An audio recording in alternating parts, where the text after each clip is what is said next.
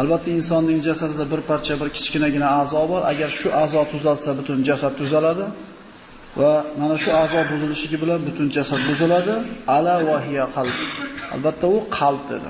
Mana shuni shior qilib sizlar bilan bir necha kundan beri qalb kasalliklari haqida gaplashyapmiz. Mana bugun sizlar bilan gaplashadigan bir mavzuimiz mana shu quyidagi aytilgan hadis bilan boshlanadi. Rasululloh marhamat qilib aytadiki, inson bolasidan har qanday narsa olib qo'yilishligi mumkin. Inson har qanday narsasidan ayrilib qolishligi mumkin. Boyligidan, sog'ligidan, obro'yidan, chiroyidan. Lekin shunday bir kasal borki, hech qachon insondan bu ayrilmaydi.